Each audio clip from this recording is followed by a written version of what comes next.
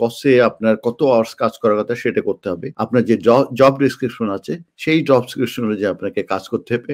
আপনার যে job title আছে, অকুপেশন কোড আছে, সেই অনুযায়ী আপনাকে কাজ করতে হবে। ওখান থেকে যদি আপনার কোনোভাবে একটা শর্ত যদি আপনি করতে ব্যর্থ হন, সেটা যদি ট্রিগার করে কিংবা তা হোম অফিস জানতে পারে, তাহলে কিন্তু স্টেটে আপনার কিন্তু ভিসা কাটেল করে দিতে পারে। আপনার কিন্তু কোয়ালিফাই করতে হবে, আপনাকে পার্সোনালি কোয়ালিফাই করতে হবে এজ দিয়ে কিংবা কোয়ালিফিকেশন দিয়ে কিংবা অন্য সার্কামস্টেন্সেস দিয়ে। এক্সটেন্টের মধ্যে যদি এইভাবে যায় তাহলে কোনো রকমের ধরা পড়লেন না, যে সেই বলেন না চুরি বিদ্যা বড় বিদ্যা যদি না পড়ে ধরা। তো এটা কিন্তু এক ধরনের ব্রিচই হচ্ছে। নেক্সট কলার। হ্যালো, আসসালামু আলাইকুম। হ্যালো, আসসালামু আলাইকুম। ওয়ালাইকুম আসসালাম। জি ভাইয়া, কোশ্চেনটা করুন প্লিজ। ভাই, আমি ইউকে তে স্কিল ওয়ার্কার বিষয়ে আসছি এবং আমার কোর্সের স্যালারি দেওয়া ছিল 38,700 এবং আমার যে নিউ এন্ট্রান্ট কোর্সের যে একটা অপশন থাকে না যে নিউ এন্ট্রান্ট কিনা, এখানে কি মানে ইয়েস দেওয়া ছিল। তো ইউকে তে আসার পর আমি যখন কাজ শুরু করব তখন আমার এমপ্লয়ার কি আমাকে বলছেন যে তোমার তো কোর্সের স্যালারি 38,700 লেখা ঠিক আছে, কিন্তু তোমার তো আবার নিউ এন্ট্রান্স অপশনে ইয়েস দেওয়া, তার মানে তোমার স্যালারি 30,960 হবে, আমি তোমাকে 31,000 দিব। তো এরকম ভাবে কি উনি আমাকে বলে উনি আমাকে আমার ট্যাক্সও পে করতেছেন, আমাকে স্যালারিও ব্যাংকে দিতেছেন, সবকিছু ঠিকঠাক আছে। এখন আমি আপনাদের একটা মানে আমি পরে কি জানতে পারলাম যে না, আমার 38,700 যেহেতু লিখছেন, 38,700 আমাকে দিতে হবে, এটা দিলে হবে না। এটা নিয়ে যখন আমি কথা বললাম উনি মানে রাজি হয় না, উনি বলেন না 31,000 ঠিক আছে, তোমার কোনো সমস্যা হবে না, তোমার কোর্স যে সলিসিটার দিয়ে আমি ইস্যু করাইছি ও আমাকে বলছে, তো তুমি এসব নিয়ে চিন্তা করো না। কিন্তু এখন আমি এক বলার পরে উনি বলতেছে না, তোমাকে স্যালারি 31,000ই দেবো, বাড়াবো না, যে এরকম আছে এরকম। এখন আমার ভাই প্রশ্ন হচ্ছে দুইটা, এটা কি কোনো রকম ঠিক করা যাবে, কোনো কি ওয়ে আছে? কারণ আমি আসছি এদেশে প্রায় 8 মাস হয়ে গেছে। আর আরেকটা প্রশ্ন হচ্ছে যে যদি তিনি এরকম কন্টিনিউ করেন 31,000 স্যালারি দিয়ে, তাহলে কি আমার এক্সটেনশনে গিয়ে বা ইএলআর গিয়ে কি কোনো প্রবলেমে পড়তে পারি আমি? ওকে, আপনি যে সিনারিটা বলছেন সেটা হচ্ছে যে 38,700 কত ছিল, সরি, আপনার সিনারিটা হচ্ছে যে আপনি স্কিল ওয়ার্কারে এসেছেন এবং আপনার 38,700 আপনার কস্টে উল্লেখ করা ছিল এবং সেই বেতন না দিয়ে আপনাকে মূলত কম বেতন দেওয়া হচ্ছে এবং জি। তো প্রথমে আমি আসি যে আপনার এই সিনারিওতে আপনার কসে যেটা আছে, কসে আপনার কত আওয়ার্স কাজ করার কথা সেটা করতে হবে। আপনার যে জব ডেসক্রিপশন আছে সেই জব ডেসক্রিপশন অনুযায়ী আপনাকে কাজ করতে হবে। আপনার যে জব টাইটেল আছে, অকুপেশন কোড আছে, সেই অনুযায়ী আপনাকে কাজ করতে হবে। আপনার যে স্ট্যাটুটরি সিক পে বলেন, স্ট্যাটুটরি হলিডে বলেন, এই যে বিষয়গুলো কিন্তু এগুলো কিন্তু সমস্ত কিছু কিন্তু আপনার কসে আছে এবং সেইটাই কিন্তু ইন এ সেন্স বাইবেল বলা যায় আপনার জন্য, এবং সেইগুলোই কিন্তু মেনটেন করতে হবে। সেই কারণেই কিন্তু আপনাকে ভিসা দেওয়া হয়েছে। অতএব ওখান থেকে যদি আপনার কোনোভাবে একটা শর্ত যদি আপনি করতে ব্যর্থ হন, সেটা যদি ট্রিগার করে কিংবা তা হোম অফিস জানতে পারে, তাহলে কিন্তু স্টেটে আপনার কিন্তু ভিসা কাটেল করে দিতে পারে, 6 ডেজ লেটারও দিতে পারে, নাও দিতে পারে। এই একটা অপশন গেল। এবং এমপ্লয়ারের যে কনসিকুয়েন্স হবে, এমপ্লয়ার যেহেতু উনি বেতন কম দিচ্ছেন, ওনার লাইসেন্স কিন্তু রিভোক হওয়ার সম্ভাবনা বেশি থাকবে, সাসপেন্ডও না, রিভোকও হয়ে যেতে পারে, কারণ উনিও কিন্তু ব্রেচ করছে ওনার হোম অফিসের সঙ্গে যে কন্ট্রাক্ট। জি, আমার শেষ করতে দেন।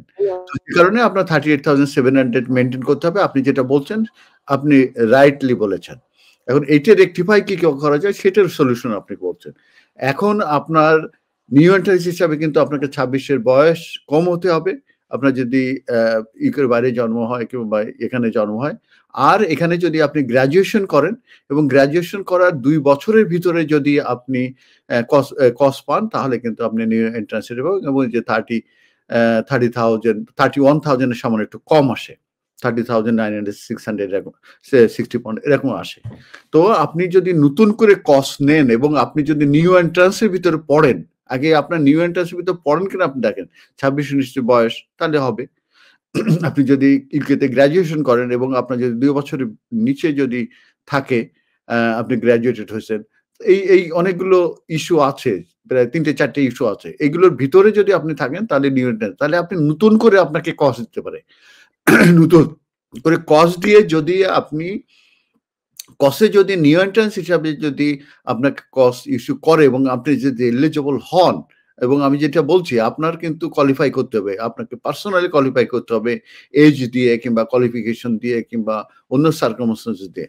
আপনি যদি কোয়ালিফাই করেন এবং নতুন যদি কস্ট ইস্যু করে, সেই কস্ট দিয়ে যদি আপনি ওই 30,960 পাউন্ড যেটা নিউ এন্ট্রান্সদের যে বেতন রিডিউস গোয়িং রেট হিসাবে, সেইটা অনুযায়ী অ্যাপ্লিকেশন করে তারপরে আপনি এই বেতনটা যদি মেনটেন করেন, তাহলে আপনি কিন্তু ভবিষ্যৎ এখনো ব্রিজ করবেন না এবং কোনো রকমের রিস্ক ফ্যাক্টর কাজ করার আছেন। আর কিছু জানতে চান? ভাইয়া সরি, মানে আমি ওনাকে বলার পর আর কি উনি মানে আর কি রাজি হইতেছে না, তো এখন মানে বলতেছে তোমার এক্সটেনশনে কোনো সমস্যা হবে না। আমি জানতে চাইছি যে আমার কি কোনো এক্সটেনশনের সমস্যা হবে, বা আমি যদি এক্সটেনশন করতে গেলে কিন্তু বেশি কিছু লাগে না। উনি একটা কস্ট দিবেন সেটা এক্সটেনশন করার জন্য, ঠিক আছে? সেই কস্টটা দিলে সেটার বেসিসে আপনি অ্যাপ্লিকেশন করবেন এবং ওইখানে কস্টে যদি উল্লেখ করে দেয় যে উনি মেনটেন্যান্স দেবেন, সেক্ষেত্রে কিন্তু আপনার ব্যাংক স্টেটমেন্টও দেওয়ার দরকার নেই, আপনার পে স্লিপও দেওয়ার দরকার নেই, আপনার অ্যাকোমোডেশনের দরকার নেই, কোনো কিছু দরকার নেই। আপনার হচ্ছে একটা কস্ট লাগবে এবং সেই কস্টের বেসিসে আপনি লিভ টু রিমেন এক্সটেনশন এর জন্য অ্যাপ্লিকেশন করবেন এবং সেখানে কিন্তু এইসব বেতন টেতন ইত্যাদি ইত্যাদি নিয়ে কোনো রকমের কোনো কথা আসবেন না। কিন্তু দেখতে হবে যে যখন কস্ট যখন উনি দেবেন, তখন কিন্তু আপনি নিউ এন্ট্রান্সের ভিতরে আসেন কিনা। যদি আসে তাহলে আপনি নিউ এন্ট্রান্সের অনুযায়ী আপনি কস্ট দিতে পারেন, কিন্তু আপনি নিউ এন্ট্রান্সের ভিতরে আসেন কিনা আমি জানি না। আপনি নিজেকে দাবি করছেন, আমি জানি না, আমি আর সেটার দিকে যাচ্ছি না। আমার বয়স 21 বছর আমার বয়স। ওকে, তাহলে তো তখনই তো ভুল হয়েছে, তাহলে তো তখন তো করা উচিত ছিল ইজিলি। তাহলে এখন আমার যেটা মনে হয়, যদি এক্সটেনশনে যে যদি উনি কস্ট ইস্যু করেন, অথবা টুমরো যদি উনি একটা কস্ট ইস্যু করেন করে যদি আপনার এক্সটেনশন নেন, সেই ক্ষেত্রে কস্টের বেতন যখন রেমিটেন্স হিসাবে আসবে সেই অনুযায়ী কিন্তু আপনি বেতন নিতে হবে। অতএব নতুন কস্ট নিতে পারেন অথবা এক্সটেনশনের জন্য কস্ট নিতে পারেন। আর এই যে রিডিউস প্রাইসে যে এখন নিচ্ছেন, কারণ আপনি তো অফিসিয়ালি হোম অফিসের কাছে তো নিউ এন্ট্রান্স না, আপনাকে তো কস্ট তো মেনটেন করতে হবে। ইউ আর অ্যাবসলিউটলি রাইট, আপনার সঙ্গে আমি একমত আপনি যেটা বলছেন। কিন্তু যদি ট্রিগার না করে, যদি রেড না হয়, যদি হোম অফিস জানতে না পারে, দেন দ্যাটস ফাইন, কোনো অসুবিধা নেই। বাট আপনি ব্রিজ করছেন এবং উনি কিন্তু ব্রিজ করছে।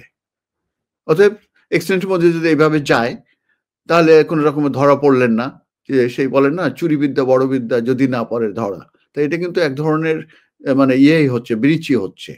চুরি শব্দটা ইউজ করা উচিত না, আমি বলছি ব্রিচ হচ্ছে, ভঙ্গ হচ্ছে সত্ত্ব কিংবা ভিসা, এবং তারও যে লাইসেন্সের যে সত্ত্ব আছে সেটাও ভঙ্গ হচ্ছে। কিন্তু যদি ট্রিগার করে কোনো রকম রেড হয় কোনোভাবে, তখন তার লাইসেন্স রিভোকড এবং আপনাকে কাটেল করে হয়তো 6 লেটার দিয়ে দেবে। আর এইভাবে যদি থাকতে পারেন, আপনি 3 বছর আগে যে উনি নতুন করে যদি কস্ট ইস্যু করেন এবং সেখানে যদি মেইন ট্রান্স হিসাবে দেন, এবং তাহলে ওই 31,000 এর সামান্য একটু কম হবে, ওই বেতন দেখে আপনি আবার এক্সটেনশন নিতে পারবেন। কলার, আপনি আশা করি প্রশ্নের উত্তর পেয়েছেন। MQ Hassan Solicitors, helping people through the laws. আমাদের রয়েছে দক্ষ ও অভিজ্ঞ লয়ার টিম, যাদেরকে আপনি নিশ্চিন্ত মনে বিশ্বাস ও নির্ভর করতে পারেন for quality of work and excellent client care. MQ Hassan Solicitors, managed and supervised by renowned and experienced solicitor Mohammad Kamrul Hassan. Immigration, asylum, human rights, divorce and lease সহ সকল ধরনের আইনি বিষয়ে সঠিক নির্দেশনা নিতে আজই যোগাযোগ করুন MQ Hassan Solicitors, 37 New Road, London E1 1HE.